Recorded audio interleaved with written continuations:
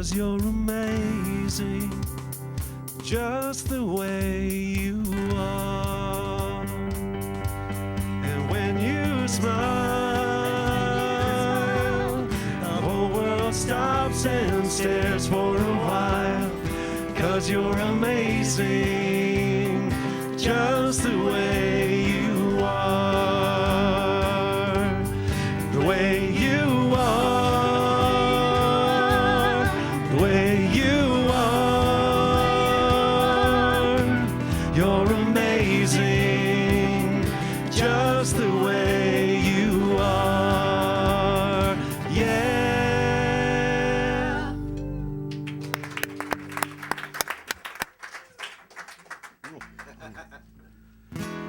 It's time for the announcements. Oh, that was really fast. Good morning, everybody. How was the commute on this waterfront marathon day? Yeah. Yes, but thank you all for being here. Welcome to the Centre for Spiritual Living Toronto. For those of you who don't know me, my name is Tanis Burnett. I am part of the Queen Street Band. And I shall be entertaining you with the announcements this morning. Okay. Sharon, for those of you at home, Sharon just said, I'm the queen of the Queen Street Band. I like that. The old Jonathan me. Yeah. I didn't say that. Battle of the Queens. See, you shouldn't give me the microphone. Oh, no! Can't I just be a princess?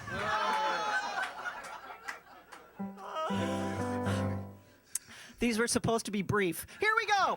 Okay. This is the final week of Self-Mastery, which is Wednesday at 7:30, taught by Reverend Jonathan Zenz. Thursday, last class for the Untethered Soul at 7 o'clock with Helen Fellow. A new class, The Power of Decision, which is a phenomenal class, by the way. I took it. It starts November 6th, Wednesday at 7:30, and it will be taught by Reverend Jonathan. You can register for classes in the bookstore or online. And our Wednesday service has been going smashingly. Jonathan's nodding. Yes, so that's carrying on. It is introspective and contemplative, and this week's theme is love. Monday, October 28th, the women's group continues. November 3rd, we have choir auditions after service. Is there anything more in particular I have to say about that, or just leave it at that? Okay. Oh, Fran. Fran is not here today. Okay, Fran's tough. No, I'm kidding. No, she's lovely, and it will be delicious and safe and a beautiful environment to audition in. We are looking for various volunteers. We need a volunteer coordinator. We need a youth program director, a social events coordinator. Those are the three top biggies that we need. And you can speak to Reverend Jonathan about that. Out in the lobby, in the long hallway, we have a new community events board, and all of this stuff is there. So feel free to look at that. We also need a Wednesday night tech support person. We have great stuff in the bookstore, and more is arriving all the time. So take a look, shop. And I'm going to now introduce Linda Visosky, Judy Southern, and Carmen Noseworthy. Ladies. You must be a little taller than me. Hi. Hi. We are not the social committee. However, the three of us have been busy planning a Broadway Christmas for the Centre for Spiritual Living. December the 6th, it's a concert. There's going to be, for $30, there's going to be a beautiful concert of Christmas Broadway songs, a silent auction, hors d'oeuvres, wine and beer and punch, all for $30. Here's what, now in the planning, we need your help. We can't do this by ourselves. No. So here's what we have. We have a leader who will prepare the hors d'oeuvres, and she's putting together a team. We have a decorating leader. We have a place that we have already got our plans for ordering wine and beer and punch. We have 3 or 4 silent auction items. We're keeping it low. We want to have like 5 or 6 items because we don't want to sort of overwhelm people. We have a cast of musicians who will perform the concert, and we have an iPad to raffle. Yay! But here's what we need. We need 2 more grand silent auction items. We need you to invite your friends, your family, your associates, and we need you to sell tickets because we want to fill this place with 100 people. Let me add that. And that's all possible to do if we all come together and just invite our nearest and dearest and say, come on and celebrate with us for Christmas. Yeah, okay? We need your help. And the other thing we need help from is we need sponsors. And we have 5 items. I have a sponsor sign-up sheet. There are 5 items we need financial support for. And I've divided these up into about 3 different columns because it might be too much for someone to sponsor. So if you want to sponsor a piece of one of these 5 items, we would really, really appreciate your generous support. So I'm going to put these up beside the bulletin board out in the front. If you could sign up, we need to know in about a week or so. Do we want to make this happen? So we just need to know what we're dealing with budget-wise. So speak to Carmen, Linda, or myself at the end of this service, if you like. And so let's pitch in and make this happen. Woohoo! Anything else? Okay.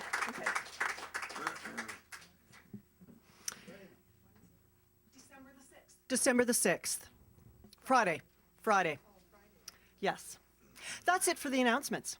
So now I would like to call to the podium, Lectern. the floor, the microphone, the one and only Reverend Jonathan Zenz. How are you this morning? So you know how I feel about announcements, right? I don't like announcements, but they have to be done. So I asked Tanis, I said, Tanis, will you be willing to do the announcements from now on? And she has graciously accepted that responsibility. So that's why it's a little different today. How are you feeling? Great. You look beautiful. You look beautiful. It's great to have you here with us at the Center for Spiritual Living Toronto. We are a spiritual community and we are here for one purpose, and that purpose is to understand who we are more profoundly, right? That's really what we're here to celebrate. You know, I do this every week. I always wear my watch and then I always take it off right at the top because it just drives me crazy, but it's okay. So we're here to know one thing and one thing only, that is that God is all there is and it's who and what we are. When we really come into a deep alignment with that idea, then everything in life begins to shift and transform and our lives become more extraordinary, which is why it is important for me to live the vision of this center, which is creating extraordinary lives. Are you living an extraordinary life? Yes. Yes, you are. Regardless of the circumstances, the truth is your life is extraordinary because your life is God's life. Does that make sense? Awesome. So we do this in any number of ways. One of the ways that we're going to do it, and I'm going to talk a little bit about a Broadway Christmas, is by celebrating in support of the center. And yes, it is in financial support of the center, things like a Broadway Christmas, which started at my home base where I learned how to be a minister at the NoHo Arts Center for New Thought, which has now become the Global Truth Center. And bringing entertainment to you is one thing that I know how to do because I was an actor for 20 years, an actor and a singer and not a dancer. Though I tried. Actually, somebody was asking me today if I ever learned how to tap dance. And I said, well, I learned how to do some tap moves for shows, and then they would put me in the chorus, and I would pretend like I was tapping, right? They wouldn't put taps on my feet. Because then it would have sounded wrong. But, you know, but I could.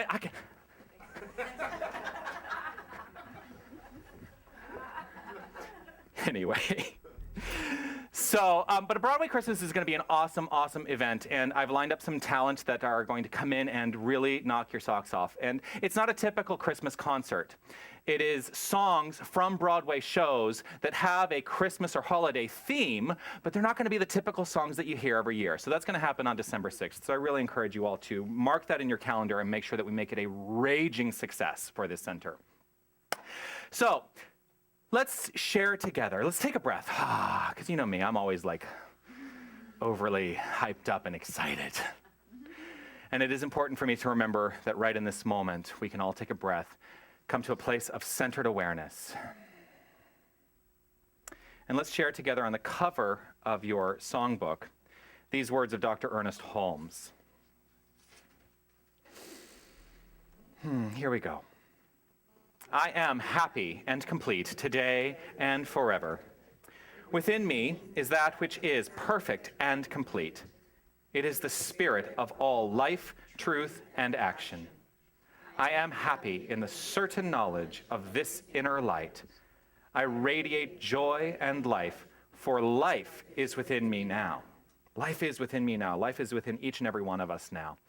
We have a very special visitor today. Oh, actually, who's here for the first time besides our special visitor? Is there anyone here for the first time? All right, you're it. We have a very special visitor. She's visiting us from Southern California, from the Global Truth Center. Those of you who are familiar with my journey, she and I were in ministerial school together. And she is originally from Canada, but has been living, how long have you been living in Southern California? 20-something years. 20-something years, yes. But she is a dear, dear light in my life, and I'm so grateful that she's chosen to be here with us and share her inspiration today. Please help me welcome as our guest practitioner of the day, Reverend Sharon Earle. Thank you.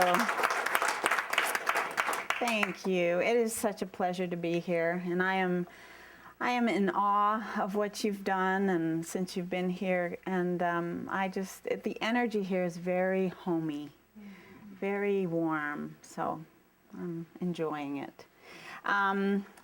Well, and speaking of home, I haven't been home to Canada for probably about 4 years. I never remember exactly the dates, but it's about 4 years. And as I was preparing to come, the kind of reason was because both of my parents were turning 80 this fall. And so I thought that was a big reason to come home. And as I was coming home, I was thinking, wow, it's going to be the first time that I get to enjoy Canadian Thanksgiving.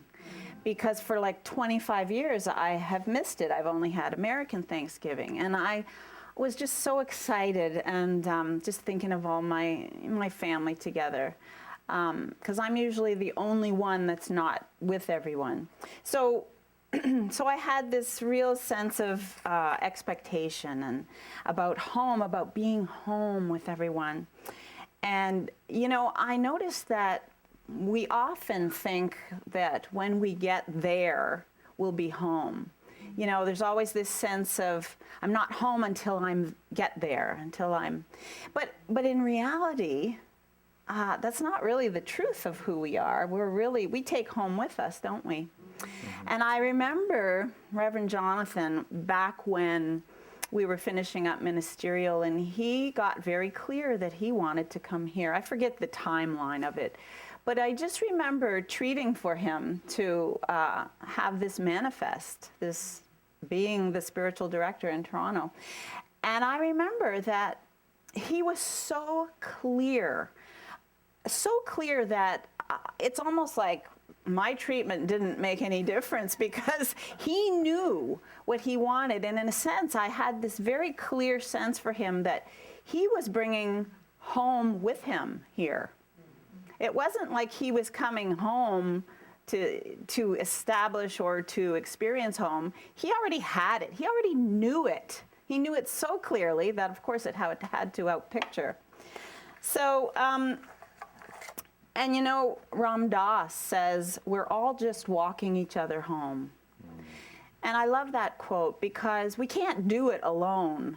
Home, yes, of course, it's within us, and it is, in fact, a unique and it is something we do alone in a sense, because it's who we are, but we need each other. We are relationship people, aren't we? We can't be out of relationship completely. It just doesn't work. So, you know, and the whole idea of home, to me, it's like home is created by cultivating that rich garden of love that is right within you. And the way we do that is, you know, spiritual practice. It's hanging out with like-minded people like this and taking classes that remind us of who we are. And of course, listening to Reverend Jonathan, you get that, right? He's always reminding you, I'm sure. And Rumi says, cease looking for flowers because there blooms a garden in your own home. So it's not about going out there to find home. It's about knowing it's right here, and you carry it with you wherever you go. My friend back in London, where I just was before I came here, he says, when home is inside you, you're comfortable anywhere. And I can remember, years past coming home where I had all these expectations and they weren't met. And home didn't feel good necessarily. There were parts of it that didn't feel good. And so this time when I was really thinking of coming home and I knew I was going to be talking here, I thought, I'm going to really need to be aware and notice how home is for me this time. And it was a whole new thing. It was just a beautiful experience. So I was reading in the November Daily Guides, Reverend Bob Luckin, who is just a love of a person. And I just want to read a little bit of what he said. He was talking about a place of peace, meaning that within us that is home. And he said, the windows of this house are open to the soft breeze. The front door is never locked. The sweet nectar of compassion, forgiveness, and understanding flows easily from every fountain. There are no ceilings to keep you from the moon, stars, and open sky. And he says, I did not build this house. This is the house that your heart has built and shaped and transforms daily. He says, this place is never too far for you to travel. Just close your eyes and breathe deeply from your heart. Smile. Keep breathing. Before long, you will see the path that you must follow. There really is no place like home. And Khalil Gibran suggests that he was speaking of love being within, and he says, he suggested that God is not, he said, God is in my heart, but think of it rather as I am in the heart of God. So kind of switch it around, because when we think that when we kind of switch that into I'm in the heart of God, then it's like, well, if I'm in the heart of God, there's nowhere that I cannot be home, because it's who I am. So I love that reminder. And for our affirmation today, speaking of home, here it is. The home fires are burning within me at all times, wherever I am. Let's say that together. The home fires are burning within me at all times, wherever I am. Let's do that one more time. The home fires are burning within me at all times, wherever I am. All right. So thank you, everyone. Thank you, Sharon. Stay right there. Okay. That was beautiful. Really beautiful. Thank you. And I love coming to the understanding and awareness that ultimately, when we are in the heart of God, we are home, and everywhere is the heart of God. So I invite you to take a breath, allow what you've just heard to resonate with you for a moment. We're going to share in the chant by Donna Michael, I Am Remembering. I'm not going to tell you what page it's on because it's so easy. And I'm going to lead you through it because there are two parts. But allow yourself to go to that centered place. That place of awareness. That place where the understanding is there is nothing that is not perfection. For there is that part of perfection that is within you that has never been touched by any outside circumstance. This is available at all times when we remember who we are. I am remembering who I am. I am remembering who I am. I am remembering who I am. I am remembering who I am. I am remembering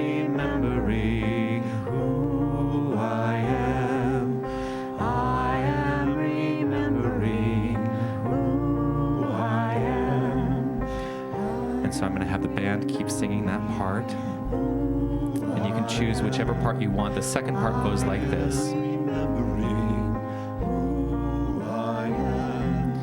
I am remembering. I am remembering. I am remembering. I am remembering. I am remembering. I am remembering.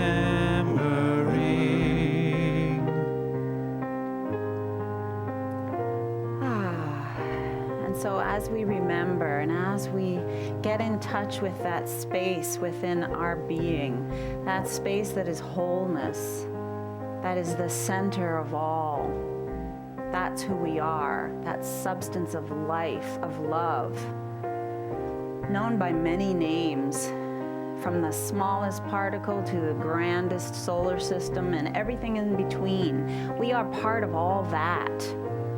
And right where we are, all of that exists because there is no separation. We are all of the one. We are all in the unity of it. And so what I know from this space is that this idea of home today kind of gets just a little deeper for us, that we feel it in a greater way, that our awareness of home just expands.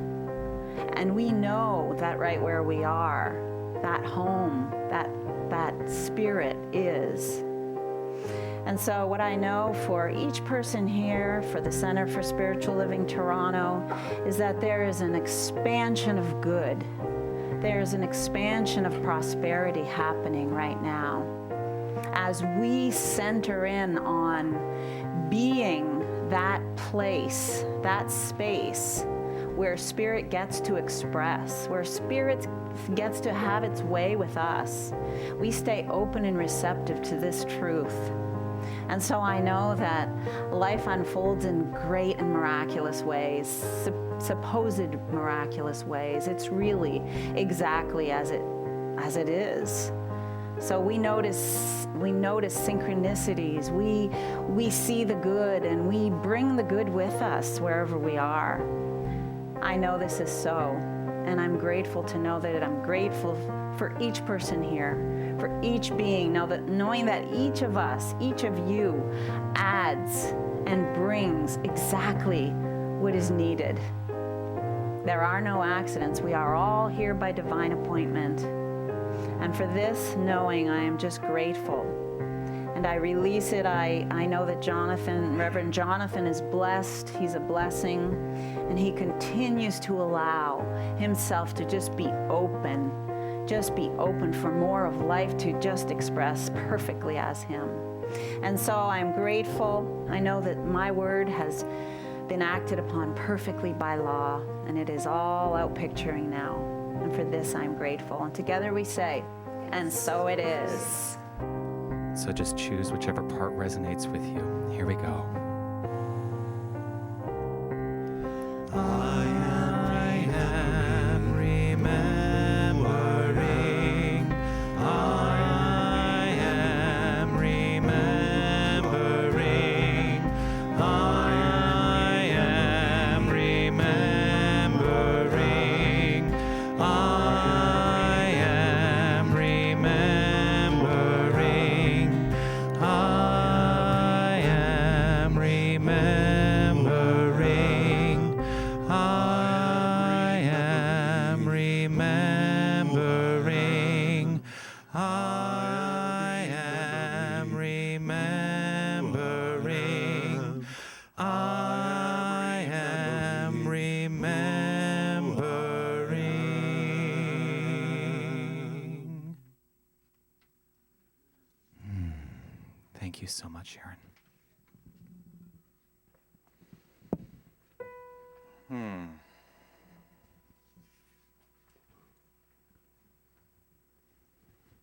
I love the capacity to come into this perfect place of awareness. And I accept it wholeheartedly right now. Thank you so much for your glorious treatment, for your glorious words, for your beautiful affirmation. I'm grateful to you for being here with us today.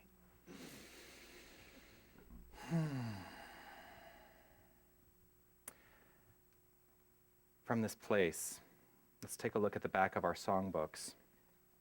And let's read the Declaration of Principles as we do every week when I remember.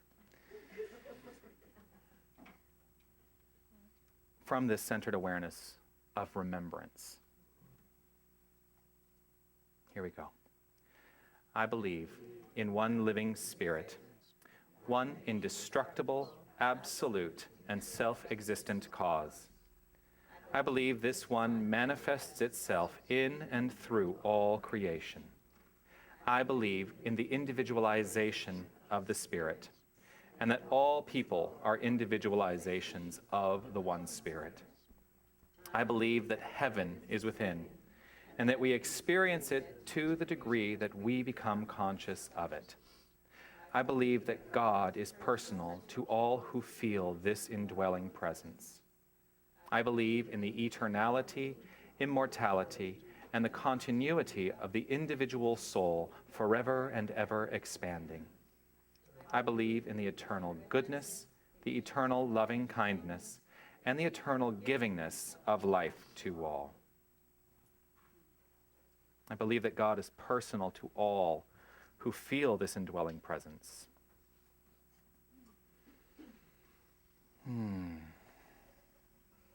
The song today, it's a song that I've been approached about a number of times, in fact, to do this particular song. And I was always hesitant to do it for various reasons. One of them is because it was a bittersweet song for me. That I'm going to say this, that it took me to a remembrance of a memorial service.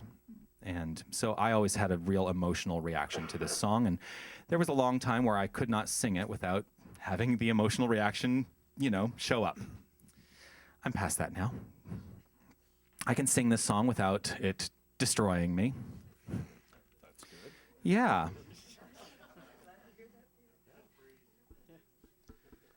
If I do break down, though, Pierre, will you be willing to take over in the lead vocal? Sure. No, I'm not going to break down.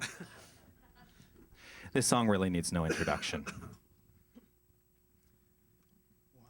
2, 3, 4.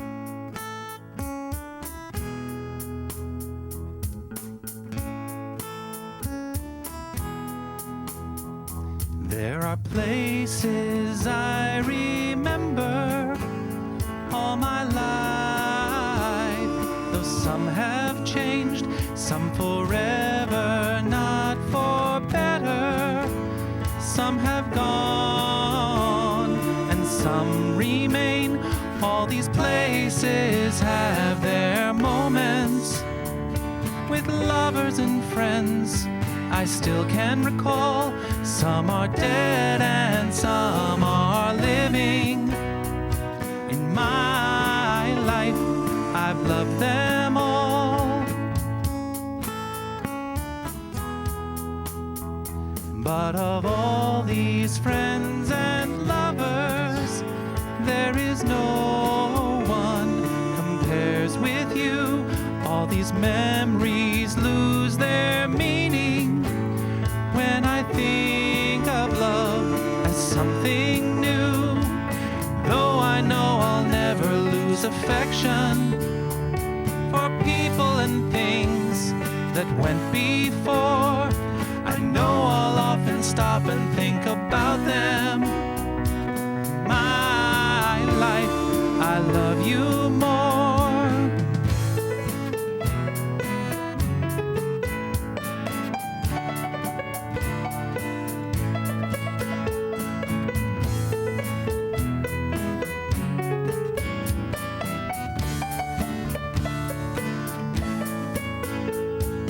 Though I know I'll never lose affection for people and things that went before, I I know I'll often stop and think about them. In my life, I love you more. In my life, I love you more.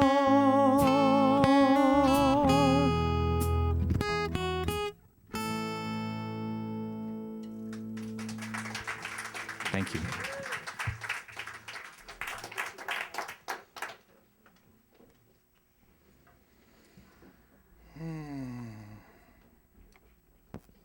It always hits when you least expect it. I sang that in rehearsal over and over and over again today, and then it's the emotion hit. But I held it together.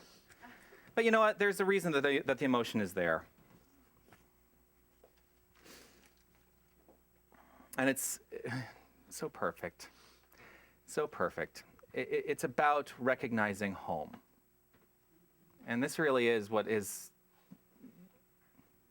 important to me today, is a recognition of home. As I experience home in my own life, this being my home now, of course, being wherever I am home, but also thinking about what has been home, what I've called home in the past, and the experiences that my family are going through in southern Arizona with my mother and her expression, her circumstances of illness right now. Trusting and knowing that regardless of the circumstances, I know that there is that part of her that has never been touched by anything that is adverse in her life, and that there is a perfect healing energy and light that supports and surrounds her. So I give over to that.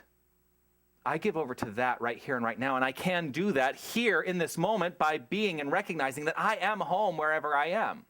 And this is the power that each and every one of us has. And really being home is understanding your deeper understanding and relationship to God. And I'm going to talk about it a little bit like this today, because I usually, I get up here and I say, we have to understand that we are God. Today I'm going to talk about a relationship to God as though God is something outside of the self. Are you shocked? Because the truth is, God is outside of you. And God is within you. Because there is no place that God is not. And so we can relate to, let's put it this way. Should I use the wall or should I use the microphone today? Microphone. So I can have a relationship with the microphone. Here's the microphone. It's I can hold the microphone. It is here, but it's still seemingly outside of me. I can hold it. I can feel the microphone, but it's outside of me. So I have a relationship to the microphone. Do I need the microphone? No, I don't need the microphone. The only reason I wear this ultimately is for the webcast. Because if you can't hear me back there, then I was not trained well as an actor. So we can experience God with a relationship to, but always let's come back to that place of understanding home, which is God is within. God is who we are. God is what we are. God is how we are expressing. God is how we are expanding. I did this workshop yesterday. And the funny thing is now, in retrospect, I probably should have told you all that I was doing this workshop yesterday. And I didn't. I didn't tell anybody in our community until Friday night. And I was having dinner with a member of our community. And I said, I'm doing this workshop. And it was something that resonated with this person, and they said, can I come? I said, of course you can show up. And then it occurred to me, I never told any of you about this workshop I was doing yesterday. But it was a workshop on relationships. And there were 3 ministers. Each one of us was talking about a different aspect of relationship. And I got to talk about our relationship to God. And the other 2 ministers, there was a relationship to yourself, and then the other minister, a relationship to others. And it was kind of a 3-hour, here we go. And I ultimately got to the question of asking the about 30 people who were there, why are we here? Because ultimately, isn't that why we show up at centers for spiritual living, or whatever church, or wherever you go for your spiritual nourishment? Ultimately, isn't the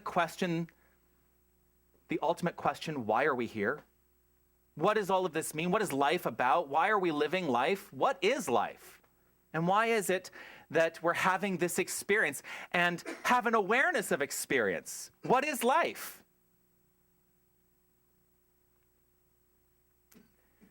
So what I got to in the workshop yesterday is really understanding that our relationship to God as God is ultimately an understanding of spirit. Coming to a deeper resonant space in that heart place of understanding spirit, not just intellectually, because like I say, this philosophy can get very intellectual, right, Sharon? We spent years in the intellectual side of things, and the truth is, when you really embody it, that's when things shift. But we have the intellectual capacity to make new discoveries all the time, to learn new things all the time. And that's why I called today's talk Discovery Channel. We are each of us channels for discovery, for deeper discovery. At all times, no matter what, there is always something more to be known. And the reason that that is the truth is because God is infinite. Do you know the infinite? No. There's always more to know. There's always more to learn. There's always room to grow. There's always something new to experience and be. And here's the issue. I think far too many people in this world have stopped that. They think, oh, I know what I know, and now I'm going to live my little square, narrow boxed life. And I think they're selling themselves short. I think they are selling themselves short. Is that who you want to be? Or do you want to have the excitement of understanding that no matter what, it is always unfolding more and more and more, and we are blossoming, hey, we are blossoming more and more all the time into greater expressions of ourselves, because that's the nature of the divine. I can tell you, I look back on my almost 2 years here, I think I've blossomed. I can see you have all blossomed. And it's a constant shift, and I don't have to be the same person I was 2 years ago to express ministry. And in fact, if I was the same person I was 2 years ago in my expression of ministry, you wouldn't be here. I guarantee you of that. I've gotten a lot louder.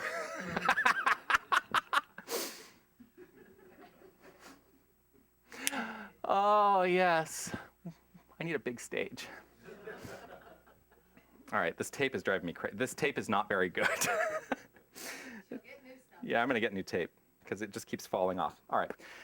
So, as human expressions of the divine, it is imperative that our expression of life is in constant discovery.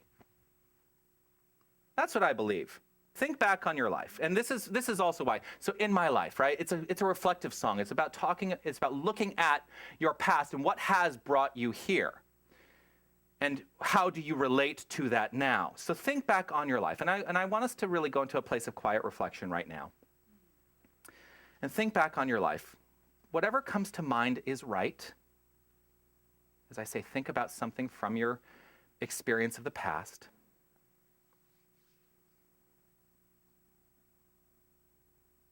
In that expression,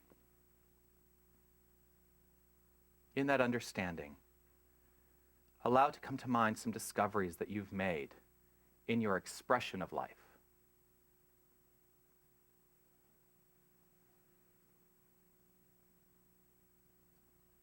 And then think about the lyric.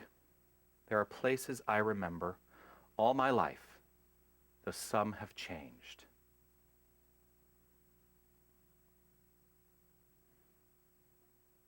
There are places I remember all my life, though some have changed. All right. There's a paradox in memory.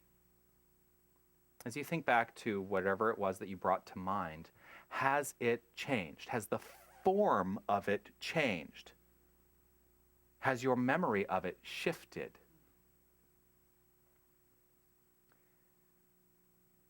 And the paradox in memory is that we actually don't truly remember facts. We don't remember circumstances very well. Because I can think back, and I have and I'll tell you a little bit about an experience that I had in just a minute, but I can think back to my childhood home. And the form of it has changed, but I have this clear image in my mind of what it was. But I also look at pictures and I think, I don't remember that. So in our minds, we actually trick ourselves into thinking something else about the form of things. And it's a paradox because really our brains are brilliant computers, right? Like, we really do have memory systems and it's all in the brain. But the truth is, the emotion and the feeling around it is, memory is not just a function of the brain, it's about the emotion and the feeling of it. Because what we do remember, I guarantee you, what you do remember is what the places made you feel, how you felt in those places. And I bet you that that is really more palpable than any image you have of a particular place. So one of the examples that I have of this is funny because it's been brought up just in this past week. About 7 years ago, it's so funny, I always talk about my relationships, right? About 7 years ago, I was in a relationship, a very short relationship. This is not the one that I always talk about, just so you know. You know, the guy that did not treat me very well. No, this is a totally different relationship. And I had this experience of being completely heartbroken by this person, by this guy. I mean, I was devastated. He broke up with me. I was devastated. And now here's the thing, we had only been together for 2 months. But I was devastated because I allowed myself to go to that, to open my heart in a deeper way than I had with really anybody before, except one person. So to this day, I still think of this man as one of the 2 deepest loves of my life. Now, the first one, the very, very first love of my life was 20 years ago, which then I stand up here and I think, wow, I can actually say that. 20 years ago, that's all right. So this was 7 years ago, the second true love of my life. And the advent of social media and social networking, we have had the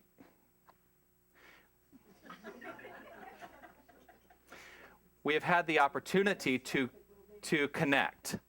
And so we friended each other up on Facebook, right? And then you get to stalk people when you're friended up on Facebook, because you don't actually have to have a direct relationship with them, but you can watch and see what's happening in their lives. And so I watched what happened in his life after we broke up. He went to Africa, lived there for a couple years, and then he moved back to the United States, and then he was in Washington, D.C. for a while, and he was in New York for a while, and then he went, But we never had any communication. It was just we got to observe each other's lives. Well, last week, out of the blue, he sent me a message on Facebook. Out of the blue. And he started chatting and talking about all these things that he remembered from our time together. And then I responded back with what I remembered from our time together. And I talked about some very deep emotional things that I felt. And we had this kind of back and forth. And it's been going on this week. We've actually been communicating quite a bit this week. And then I went and I looked at a blog that I used to write a blog. Really, before Facebook, I actually had a blog. You remember those? That I used to kind of talk about what was going on in my life. Actually, a lot of my ministerial and practitioner homework is on this blog. And I went back and I looked at the entry, because I remember I posted an entry the day that he broke up with me. And 7 years later, wouldn't you know it, I have a completely different memory of that experience than what I actually put down in words. That back then, I actually wrote out that I wasn't heartbroken, that I understood from his perspective, and I went immediately into forgiveness, and that the heartbreak then came later. Isn't this funny how we do this? So this is what I'm saying, is like, we have this capacity to remember things very differently than they actually were. And why we do that, who knows? Maybe it's a safety mechanism of some sort. But I started off in forgiveness and then went away from forgiveness and being heartbroken and being angry. And I went through this entire journey, and on the other side of it, I came out of it saying, this was one of the true loves of my life. Whereas even in that entry, I couldn't say that. I couldn't state that. So it's only in retrospect that I have that recognition. It's fascinating what our brains will do. But I guarantee you, when I think back on that experience, what is true is the feeling of it. Because the circumstances don't really matter. The actual way it happened doesn't matter, but I know what I felt. Feelings are very important. Feelings are very important. When we talk about the effect of prayer, the effect of spiritual mind treatment, the effect of our conscious use of this principle, what we know is that when something has shifted, it's not because really we see the physical manifestation of it, but we can feel it. Because it is in the feeling that precedes the physical manifestation. It is in the feeling. I guarantee you, if you do a prayer and you want a demonstration, get to that place of feeling first and foremost.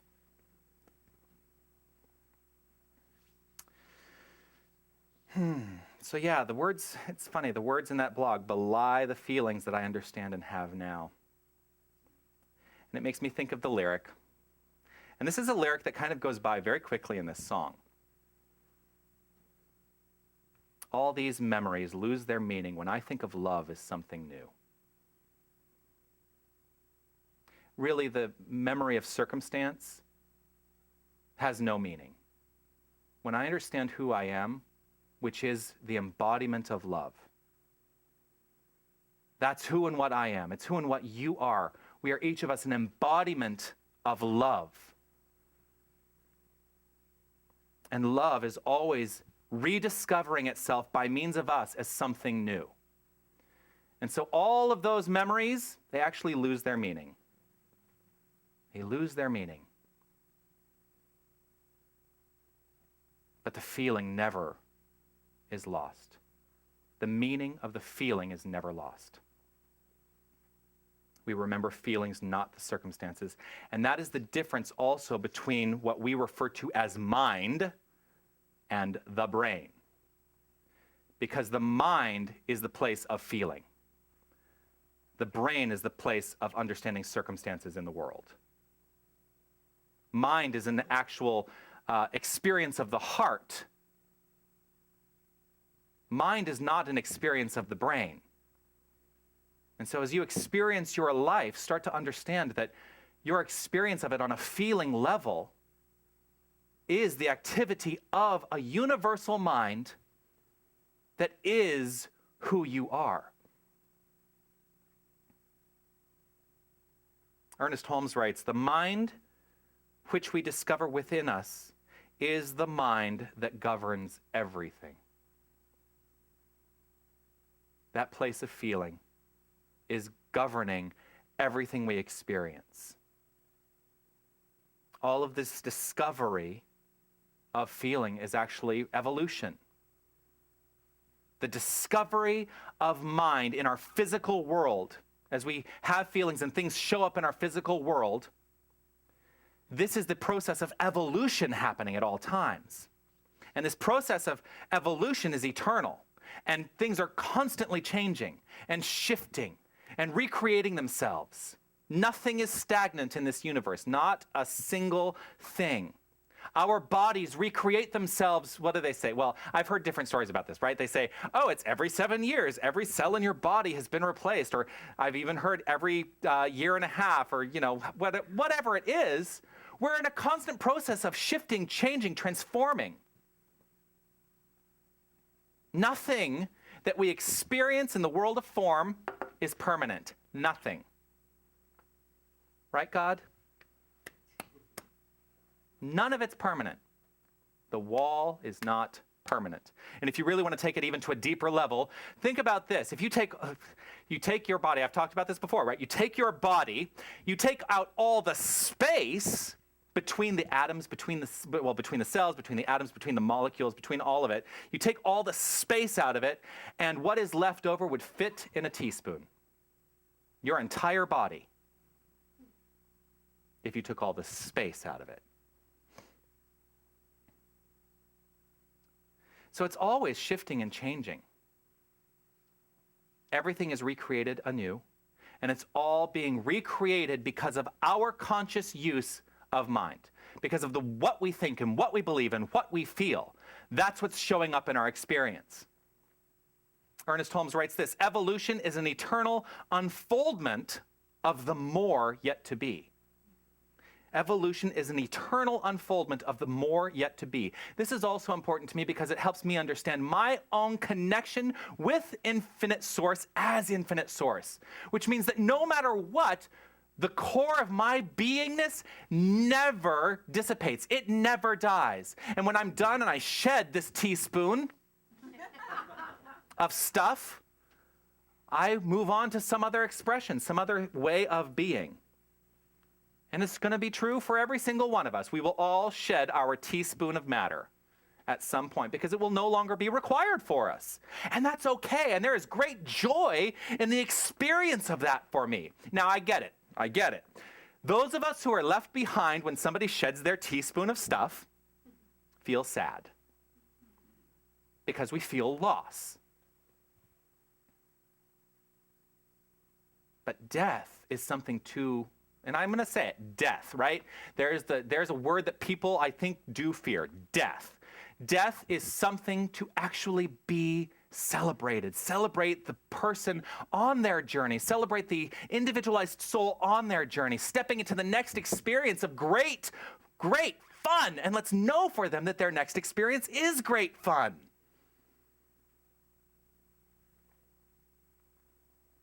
We can allow, now here's the other thing, we can allow evolution to happen willy-nilly. I love that Ernest Holmes uses that, right? And I use it all the time. We can allow evolution to happen willy-nilly without our conscious participation. But I guarantee you, you're probably not going to like what shows up if you are not consciously participating in evolution. And that's the great gift that we've been given, that we can consciously participate, that we can set in motion direction for our lives and our experiences. And it's the possibilities are infinite and eternal. And it takes me back to the question, why are we here? There's only one answer to that. We're here to experience God. We're not here to experience being a human. We are humans here having an experience of God. And that's why we're here. So as you experience your life, look around you and understand that every single person is here having an experience of God. No matter what their circumstances look like, they're having the experience of God. So I suggest taking that directed approach to conscious living, not allowing your subconscious to just show up willy-nilly, whatever happens is fine. It also goes back to this idea that it drives me crazy. I did a talk about it, I don't remember when, called RSBS, because this philosophy, religious science, and I do refer to some of what I hear as religious science, BS. And it's those people who do not seem to understand from that heart-centered place. They just kind of step back and say, oh, God will handle it all. God's got my back. And I say, you know what? Yes, God does have your back, but why don't you take charge of your experience? Because that's the gift we've been given. Be curious about life. Really be curious about life. What is life showing up like for you? Engage in curiosity around that. Because if you are not curious about life, I believe we're probably not evolving. Approach life with curiosity, and if you're not evolving, what are you doing? You're devolving. This is really a balancing act. It's a balancing act. This entire philosophy is a balancing act. It's a balance between science and art. If you think about the scientist is there to make discoveries. And that's what we're all doing. We're looking and making discoveries about our lives at all times. The artist is there embodying the discovery. Embodying that love place, that feeling place. And so as we move forward as scientists and make new discoveries, allow them to then be embodied through love by means of you. And that's the balance of science and art that this philosophy is. Ernest Holmes writes, "Man will deliver himself from sickness and trouble in exact proportion to his discovery of himself and his true relationship to the whole." And that is coming home. That's coming home. Man will deliver himself from sickness and trouble in exact proportion to his discovery of himself and his true relationship to the whole. Exact proportion is very important because you will not get anything more than you think you are equal to. Be clear in your own mind. What do you require in your life? Be specific. What do you require in your life? And then imagine that you can have even more. And you can experience even more. Because that is coming to a deeper mental equivalent, embodying a deeper spiritual prototype, embodying a deeper idea that will show up in your life, in the circumstances. So where are you today in your embodiment of the divine idea? Where are you right in this moment? So I'm going to take us on a journey, a little bit of a journey of discovering the divine and really coming to a deeper understanding that the divine is everywhere and nowhere. So what I'm going to invite you to do is, if it's comfortable, close your eyes and take a breath.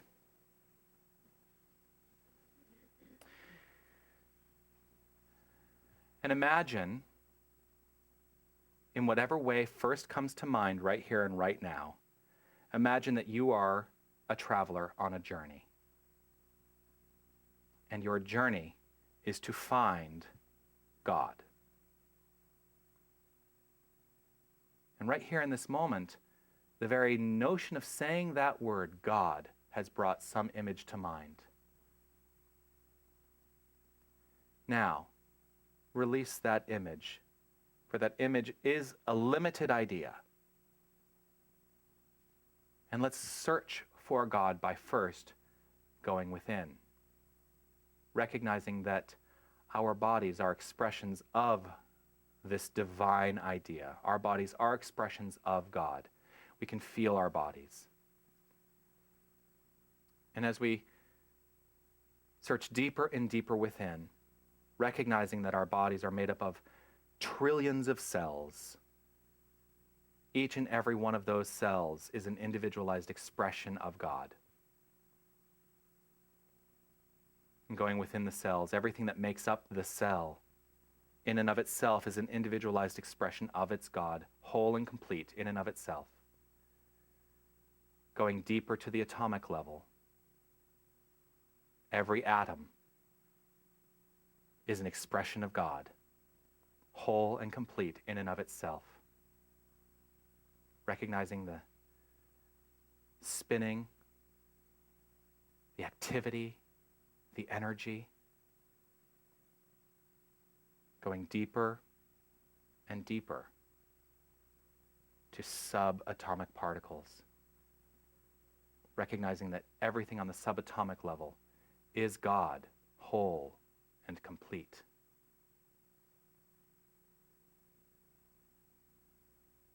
And now gently allowing yourself to understand that there is that beyond the subatomic. And everything that we have not yet discovered is God, whole and complete.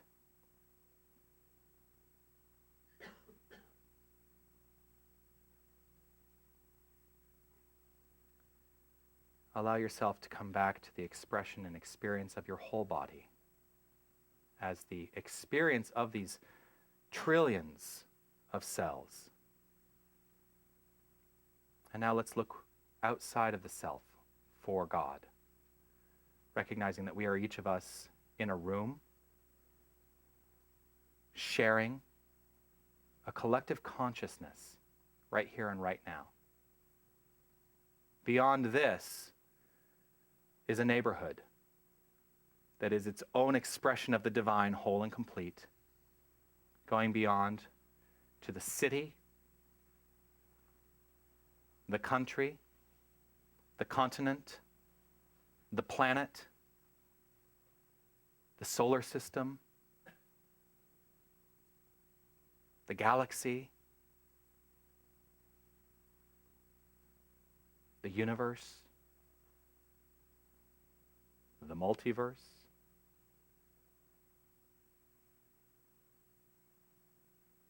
God is infinite. God is everywhere, whole and complete. No matter how deep you look within or how far you look outside of the self, the whole of God is everywhere present. So take a breath. Allow yourself to come back to the room. You can open your eyes.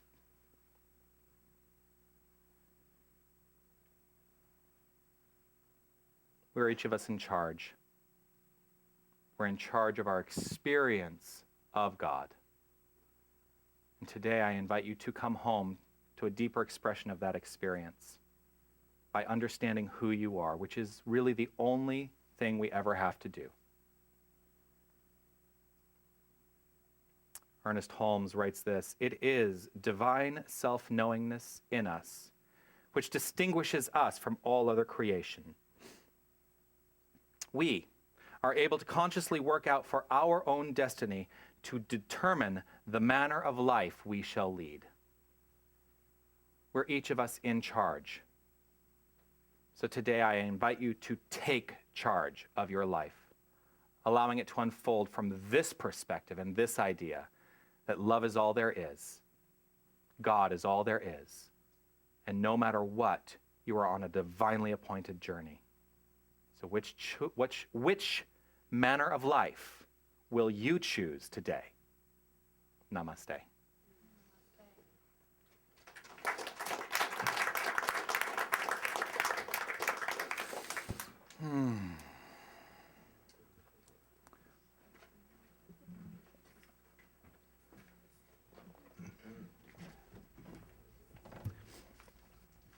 There is I like this microphone.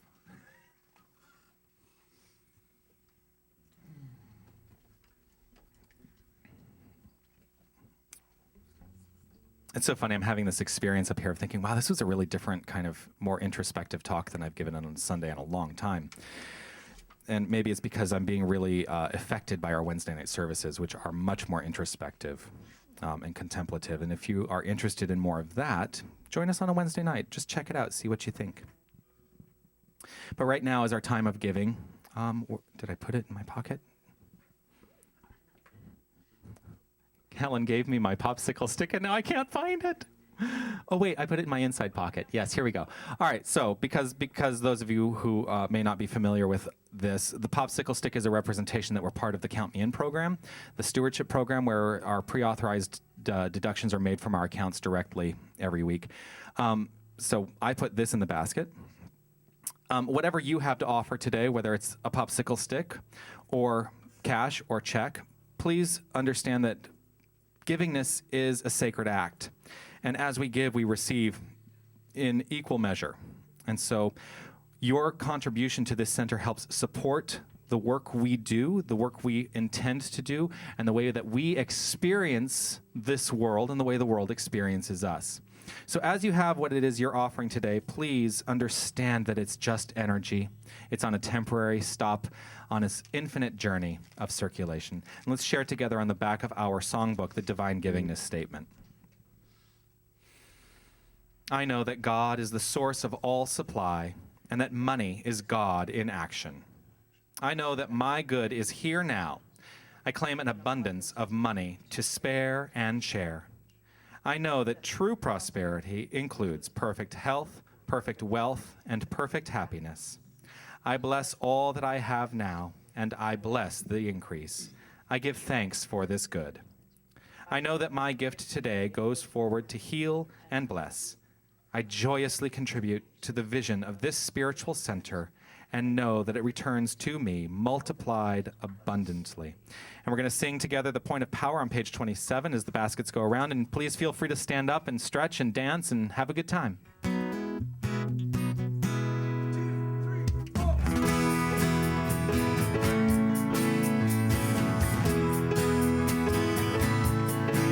In this moment I feel joy.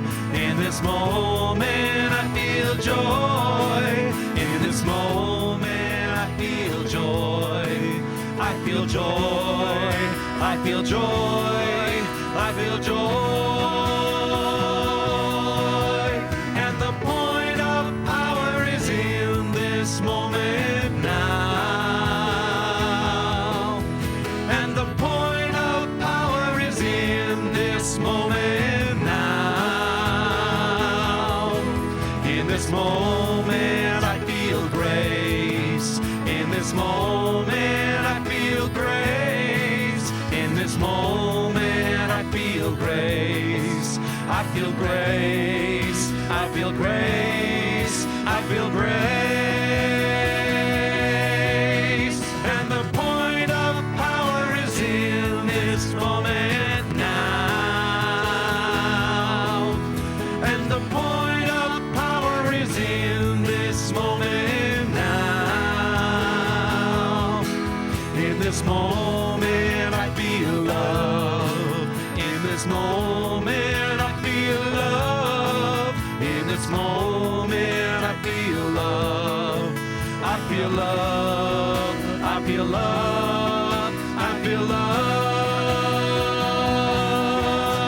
And the point of power is in this moment now.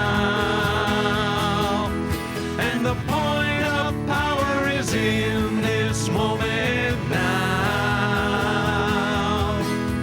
And the point of power is in this moment now. And the point of power is in this moment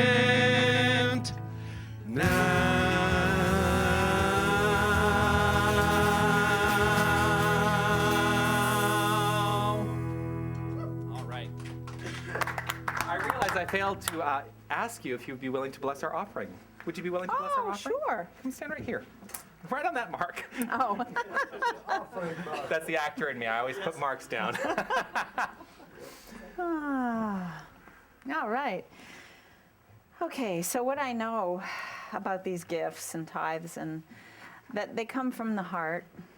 And I know that the way it works in this life of spirit, is that as we give, we receive multiplied, not just equal. We receive multiplied as we give, when we give in faith believing.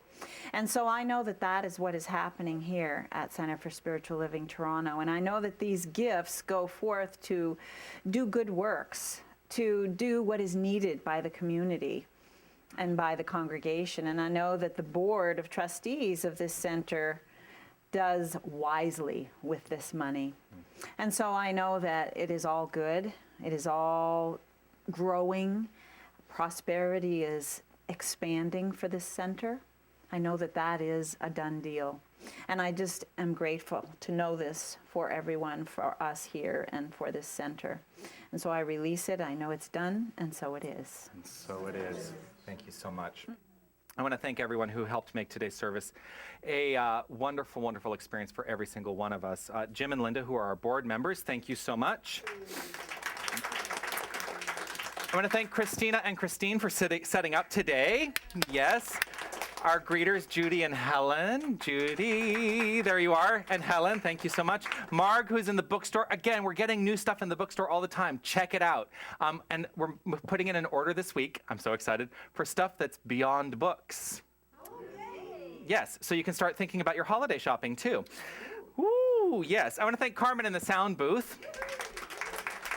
I want to thank Tony for ensuring that we get out to the internet beautifully, easily, efficiently. Thank you, Tony. I want to thank Mark and Margaret Ann, who are worked with Zach today, our dynamic kid. Yes, yes, yes. I want to thank Margaret Ann for her beautiful meditation this morning. I want to thank the band, Pierre, Aaron, Tanis, Patrick, Rudy back there, who has joined us again, and Brian. Where is he? He's not back there. Where is he? Where did Rudy go? All right. As long as he's back for the very final song, right? Okay. And I also really want to honor our guest today, Reverend Sharon Earle, for your brilliance, your inspiration. Thank you so much.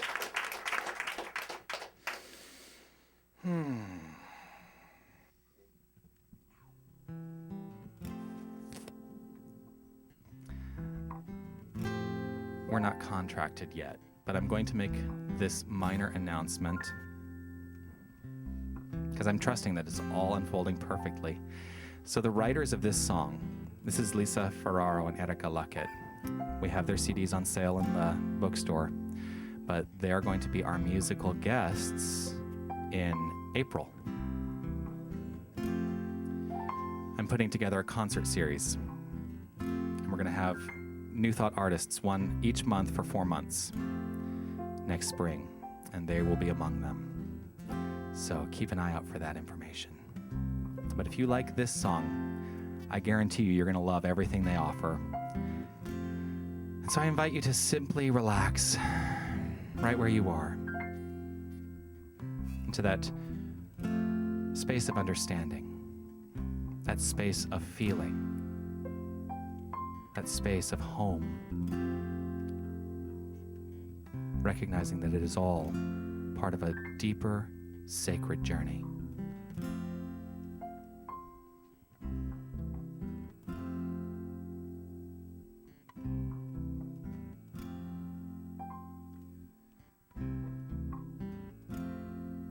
So sacred,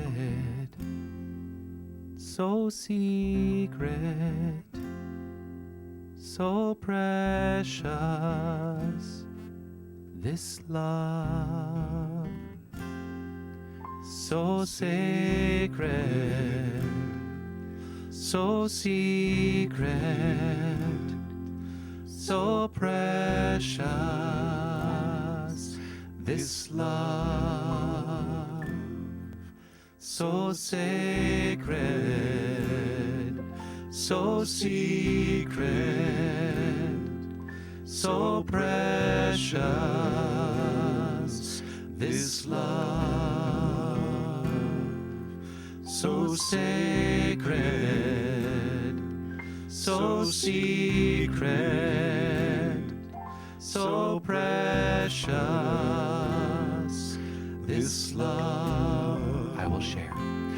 I will share. I will share. I will share. I will share. I will share. I will share this love.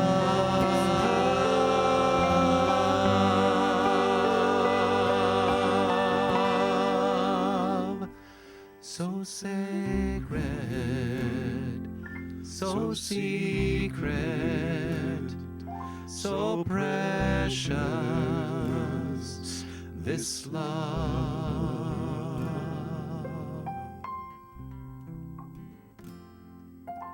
Right here in this sacred moment, I recognize and know that there is only one power. There's only one presence. There's only one creative source. I recognize it as good. I recognize it as productive. I recognize it as only constructive, and I know that it is the core of each and every expression of life being experienced and demonstrated in this room right here, right now. I know it is the core and beingness of every single person watching online. I know it is who and what we are, and I know that it is expressing its life fully by means of each and every one of us. And that this life is eternal. This life is infinite. This life is unfolding in greater and more expansive ways by means of each and every one of us all the time. So I give over right here and right now to this deeper idea and the expression of God in everybody's life. I trust and know that every experience is a divine experience. And we each of us experience the revealing of God by means of our healthful bodies, our healthful experience of life. We each of us experience God in the recognition and the embodiment of abundance in all things. We each of us experience God through every relationship, every perfect, divinely appointed relationship, our relationship to and as the divine, our relationship to ourselves as ourselves, and our relationships with every single person we encounter. For it is every single person we encounter that is the face of God, and I recognize this and I know this. And I see beyond the illusion of circumstance, knowing the inner truth. And I trust and know that each of us express creatively, divinely, in every aspect of our lives. And in this infinite expression, and for this infinite expression, I give thanks, allowing my beingness to be filled with gratitude, that feeling of gratitude, and know right here and right now that this feeling is the gasoline in the engine of demonstration. For without it, nothing happens. And so in this feeling of gratitude, I give over to a perfectly expressed experience, releasing this word to that immutable law, knowing it is done. For I have spoken it, I know it is so. And together we say, and so it is. I will share, I will share, I will share, I will share, I will share, I will share this love.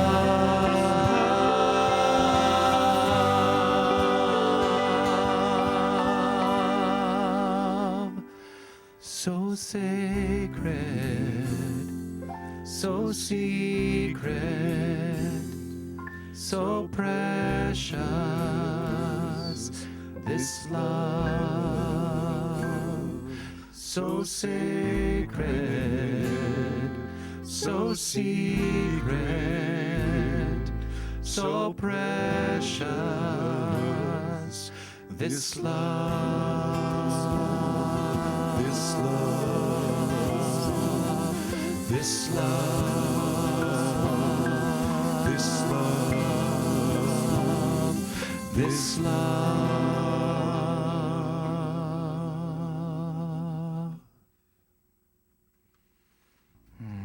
Thank you all. And finally, let's watch that river run as we end our service today on page 27. Oh, and we're going to tune and tune and tune. I am grateful to all of you for being here today. Thank you so very much. And the marathon will be all done when we walk out. Yes, it will be. 1, 2, 3, 2, 2, 3.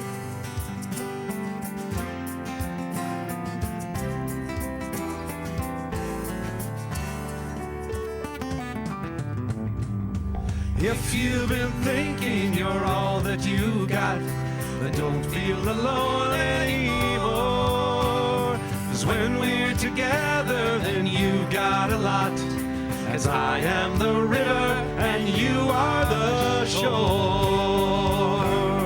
And it goes on and on, watching the river run further and further from things that we've done, leaving them one by one.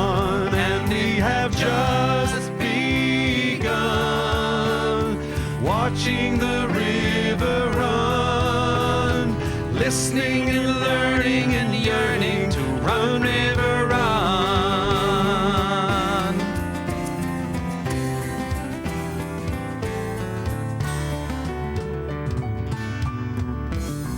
Winding and swirling and dancing along, we pass by the old willow tree, where old friends embrace as we sing them our song, rejoicing together as we greet the sea.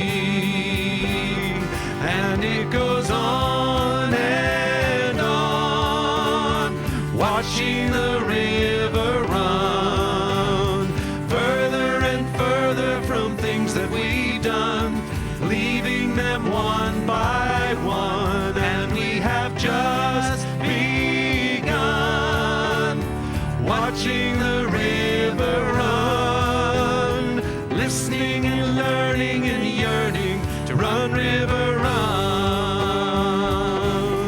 And it goes on and on, watching the river run, further and further from things that we've done, leaving them one by one, and we have just begun,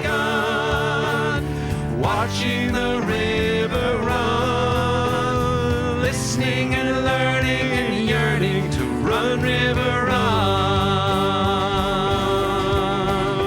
listening and learning and yearning to run, river, run.